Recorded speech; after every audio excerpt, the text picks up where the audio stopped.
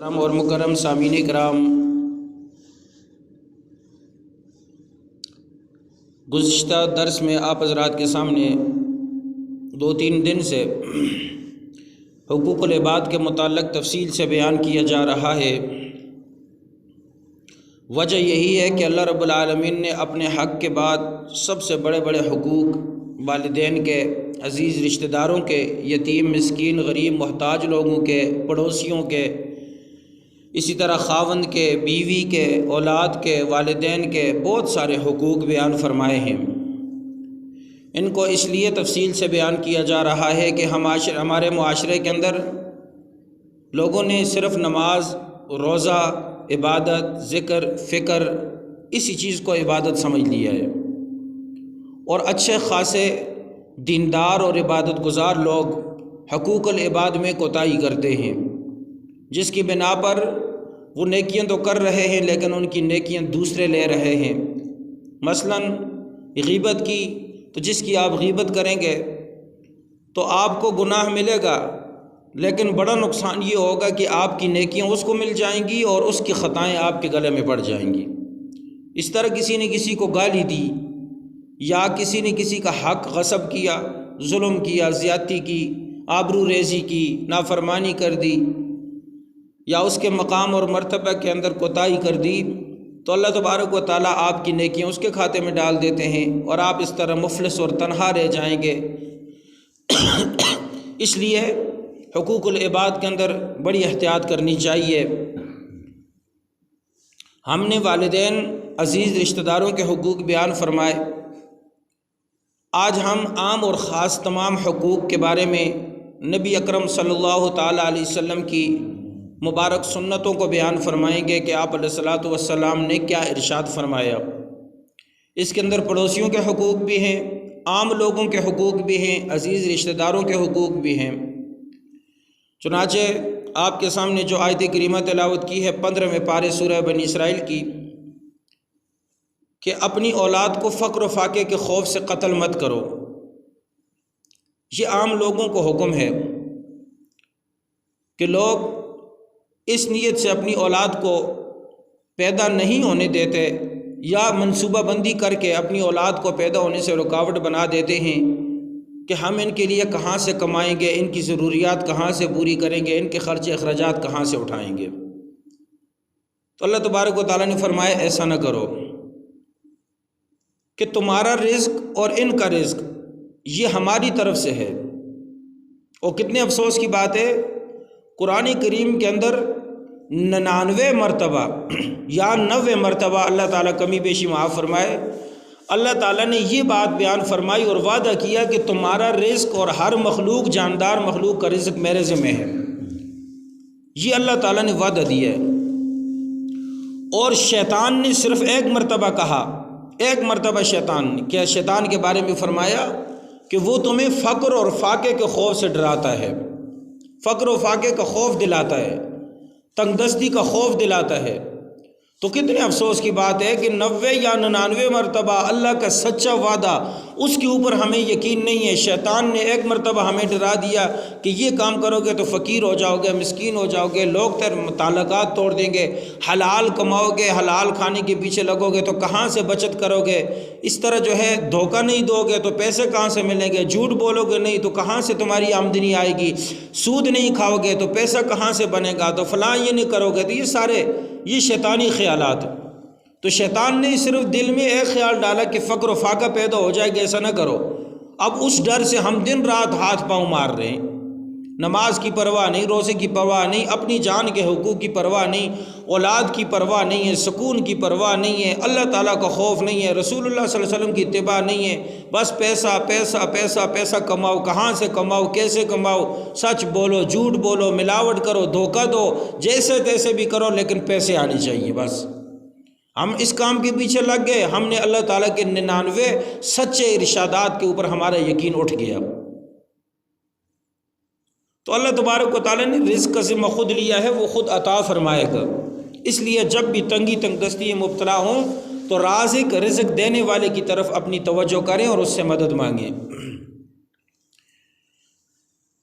سرکار دو عالم صلی اللہ تعالیٰ علیہ وسلم نے فرمایا سب مومن ایک آدمی کی مانند ہیں، المؤمن کرجل واحد، سارے مسلمان مومن ایک جسم کی طرح ہیں، ان اشتکا عینہ اشتکا کلہ، اگر اس کے جسم کے کسی ایک حصے یعنی آنکھ میں تکلیف ہو تو پورا جسم جو ہے وہ تکلیف میں مبتلا ہو جاتا ہے، اگر اس کے سر میں تکلیف ہو تو سارا جسم تکلیف میں مبتلا ہو جاتا ہے، اس کا سکون اور نیند اڑ جاتی ہے۔ اسی طرح اے مسلمانوں، دنیا جہاں میں کسی ایک مسلمان کو تکلیف پہنچے تو تمام مسلمان ایک جسم کی مانند اس تکلیف کو محسوس کریں۔ کسی ایک مسلمان کو تکلیف ملے تو سب کو تکلیف ہونی چاہیے، یہ ہے مسلمانی۔ سرکار دو عالم صلی اللہ تعالیٰ علیہ وسلم نے فرمایا بدگمانی سے بچا کرو، اس لیے کہ بدگمانی سب سے زیادہ جھوٹی بات ہے۔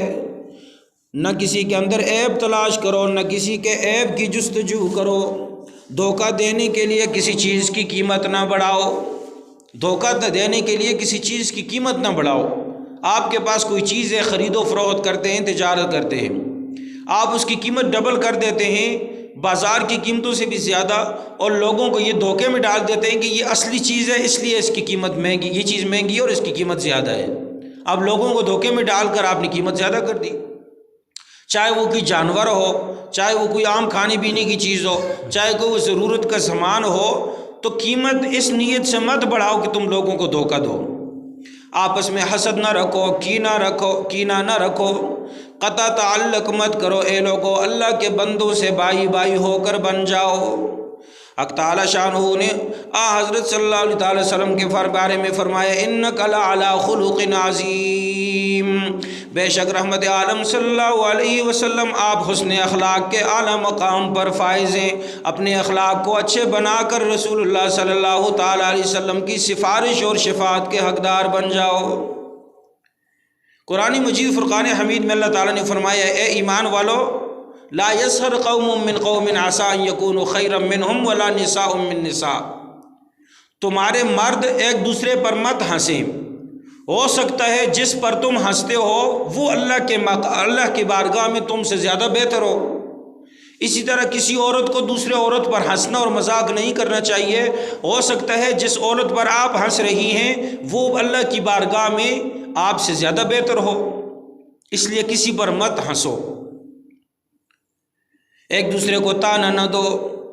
ولا تنابزوا بالالقاب، برے لقب سے برے ناموں سے دوسروں کو مت پکارو۔ ایمان لانے کے بعد گناہ کا نام بھی آپ کے ساتھ برا لگتا ہے، آپ مومن ہیں، ایماندار ہیں، اللہ کی بارگاہ میں آپ بڑے قبول ہیں، اس لیے گناہ کا نام بھی آپ پر جچتا نہیں۔ اور گمان مت کیا کرو، بعض گمان گناہ ہوا کرتے ہیں، کسی کے عیب مت ٹٹولو، مت تلاش کرو، کسی کی غیبت مت کیا کرو۔ حضرت ابو ہریرہ رضی اللہ تعالیٰ عنہ سے روایت ہے رسول اللہ صلی اللہ علیہ وسلم نے فرمایا جو شخص کسی بیوہ اور غریب آدمی کے کام کے بارے میں کوشش کرتا ہے، اس کی ضرورت پوری کرنے کے لیے جد و جہد اور محنت کرتا ہے، تو ثواب میں اس شخص کی طرح ہے جو اللہ کے راستے میں اپنی جان لے کر جہاد میں مصروف ہو، اتنا بڑا ثواب ہے۔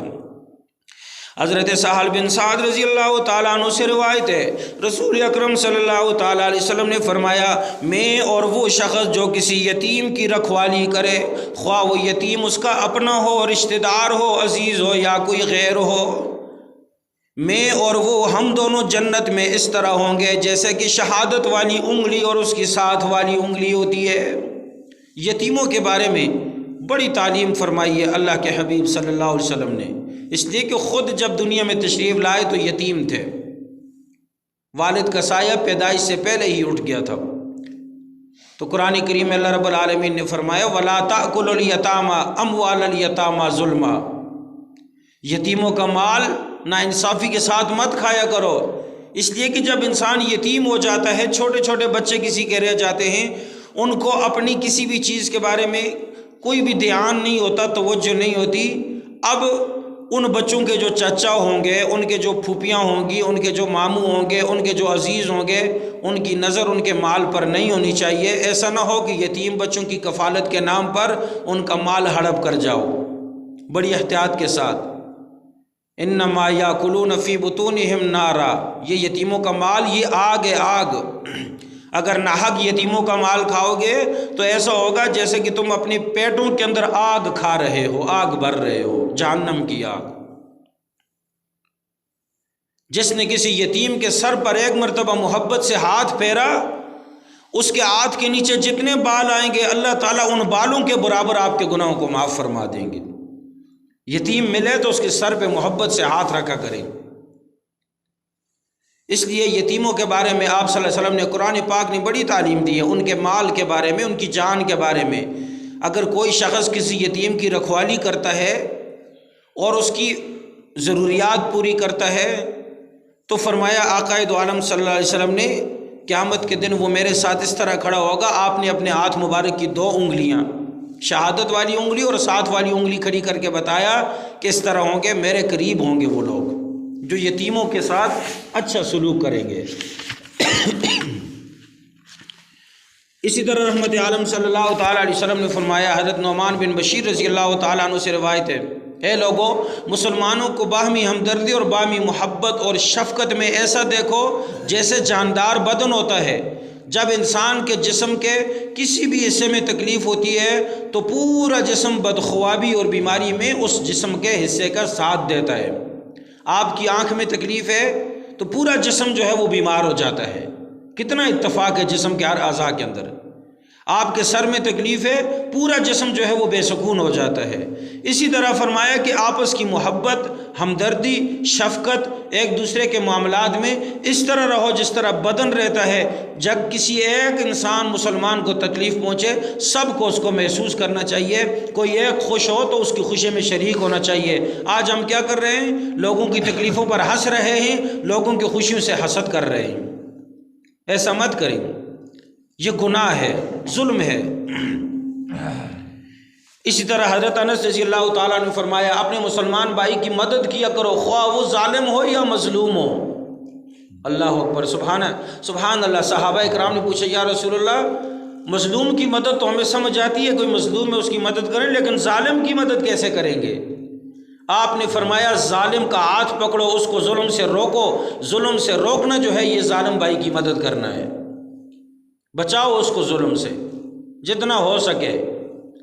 اسی لیے ایک مقام پر آپ صلی اللہ تعالیٰ علیہ وسلم نے فرمایا، کسی آدمی کے شر کے لیے بدترین ہونے کے لیے یہی کافی ہے کہ وہ اپنے مسلمان بھائی کو حقیر سمجھے۔ کسی کو حقیر مت سمجھے۔ انسان شریر ہو جاتا ہے۔ مسلمان کی ساری چیزیں دوسرے مسلمان پر حرام ہیں۔ مسلمان کی جان، مسلمان کا مال، مسلمان کی عزت اور آبرو، ہر مسلمان کی دوسرے مسلمان پر حرام ہے۔ کیا مطلب اس کا حرام ہونے کا؟ حرام ہونے کا مطلب یہ ہے آپ اس کے مال کو نقصان نہ پہنچائیں، آپ اس کی جان کو تکلیف نہ پہنچائیں، آپ اس کی عزت اور آبرو کی حفاظت کریں، اس کی آبرو ریزی مت کریں، اس کا کوئی عیب نہ نکالیں، اس کو حقیر نہ سمجھیں، اس کی غیبت نہ کریں، اس کو گالی نہ دیں۔ اس کی عزت ہے، اس کی آبرو ہے۔ جیسے آپ عزت دار ہیں تو وہ آپ کے سامنے والا مسلمان بھائی یا مسلمان بہن وہ بھی عزت دار ہے۔ اس لیے فرمایا ہر مسلمان پر دوسرے مسلمان کی ہر چیز حرام ہے۔ حضرت انس رضی اللہ تعالیٰ عنہ سے روایت ہے، رسول خدا صلی اللہ تعالیٰ علیہ وسلم نے فرمایا، قسم ہے اس ذات کی جس کے قبضے میں محمد صلی اللہ علیہ وسلم کی جان ہے، کوئی بندہ پورا ایماندار نہیں بنتا یہاں تک کہ اپنے بھائی کے لیے وہی بات پسند کرے جو اپنے لیے پسند کرتا ہو۔ اس وقت تک مسلمان ہی نہیں ہوتی، اپنے مسلمان بھائی کے لیے جو پسند کرے وہی اپنے لیے پسند کرے۔ آپ نہیں چاہتے کہ مجھے کوئی برے لقب سے پکارے، آپ کوئی نہیں چاہتا کہ میری عزت اور آبرو پر کوئی حملہ کرے، آپ نہیں چاہتے کہ میرے راستے کو کوئی بند کر دے، آپ نہیں چاہتے کہ میرے گھر والوں کی کوئی بے عزتی کر دے، آپ نہیں چاہتے کہ میرے ساتھ کوئی چھیڑ چھاڑی شروع کر دے، آپ نہیں چاہتے کہ مجھے دنیا آخرت میں کوئی رسوا کر دے۔ جب آپ اپنے لیے یہ باتیں پسند نہیں کرتے تو آپ کا فرض ہے کہ آپ دوسرے مسلمان بہن بھائی کے لیے بھی یہ پسند نہ کریں، تب تک آپ کا ایمان مکمل نہیں ہوتا۔ اور قسم کھا کر رحمت عالم صلی اللہ علیہ وسلم نے فرمایا، پڑوسی کے بارے میں سرکار دو عالم صلی اللہ علیہ وسلم نے فرمایا وہ شخص جنت میں نہ جاوے گا جس کا پڑوسی اس کے خطرات سے مطمئن نہ ہو، ہمیشہ اس کے پڑوسیوں کو خطرہ لگا رہے کہ اس کی ذات سے ڈر لگتا رہے، اس کے شر سے خطرہ محسوس ہوتا رہے، اس کی زبان کے برے الفاظ سے خطرہ محسوس ہوتا رہے، اس کے ہاتھ کے شر سے اسے خطرہ محسوس ہوتا رہے۔ جب تک آپ کا پڑوسی مطمئن نہیں ہوگا آپ جنت میں نہیں جا سکتے۔ رحمت عالم صلی اللہ تعالیٰ علیہ وسلم نے فرمایا کوئی آدمی میرے قریب نہیں ہو سکتا، جنت میں داخل نہیں ہو سکتا، وہ خود پیٹ بھر کر کھائے اور اس کا پڑوسی رات بھوکی گزارے۔ پڑوسی بھوکا ہے، خود پیٹ بھر کے کھا رہا ہے، وہ جنتی نہیں ہو سکتا۔ سبحان اللہ، کتنی خوبصورت، کتنی پاکیزہ تعلیمات ہیں۔ پڑوس کا بہت بڑا حق ہے۔ زنا ویسے بھی جرم ہے، ویسے بھی گناہ ہے۔ قرآن کریم نے فرمایا انہ کان فاحشہ، یہ بے حیائی ہے، برائی ہے زنا کرنا، لیکن فرمایا جو شخص اپنے پڑوس میں رہنے والی کسی عورت کے بارے میں اپنی نظر یا اپنے دل کی نیت خراب کرے گا یا اپنی نظر میلی کرے گا، وہ شخص اللہ کی بارگاہ میں سخت ترین لعنتی ہوگا، اس پر اللہ اور اس کے رسول اور ساری مخلوق کی لعنت برستی ہے۔ پڑوسیوں کے بارے میں اتنا حق بیان فرمایا، ان کی عزت کریں، وہ آپ کے پڑوس میں رہتے ہیں۔ اللہ اکبر۔ حضرت امام اعظم ابو حنیفہ رحمۃ اللہ علیہ، ان کے پڑوس میں ایک یہودی رہتا تھا، تو وہ یہودی ہمیشہ رات کو آتا تو حضرت امام اعظم ابو حنیفہ رحمۃ اللہ علیہ عبادت کرتے، کتاب کا مطالعہ کرتے، مسئلے مسائل لوگوں کے لیے لکھتے، فقہ کی تعلیم لوگوں کے لیے لکھ کر نشر کرتے یا مطالعہ کرتے، تو یہ شور شرابہ کر دیتے، گھر میں تنگ کرتے، تنگ خام خواہ۔ امام اعظم ابو حنیفہ رحمۃ اللہ علیہ بڑے بیزار ہو گئے، اب کیا کروں، یہ پڑوسی ہے، پڑوسی کا حق بہت بڑا ہے، میں اس کو کچھ کہہ بھی نہیں سکتا۔ ایک دن ایسا ہوا کہ جو پولیس تھی، اس پولیس نے امام اعظم ابو حنیفہ رحمۃ اللہ علیہ سے فرمایا آپ ہمارے پاس اس کا پرچہ لکھائیں، بڑی اعلیٰ شخصیات تھی، ہم اس کو گرفتار کریں گے، اس کو سزا دیں گے۔ تو آپ امام اعظم ابو حنیفہ رحمۃ اللہ علیہ نے فرمایا نہیں، میں نہیں چاہتا کہ میرے ہاتھ سے میرے پڑوسی کو تکلیف ملے۔ ایک بار ایسا ہوا، وہ ان کا پڑوسی گرفتار ہو گیا کسی جرم میں، ساری دنیا نے سفارش کی، کسی نے اس پڑوسی کو قید سے آزاد نہیں کرایا۔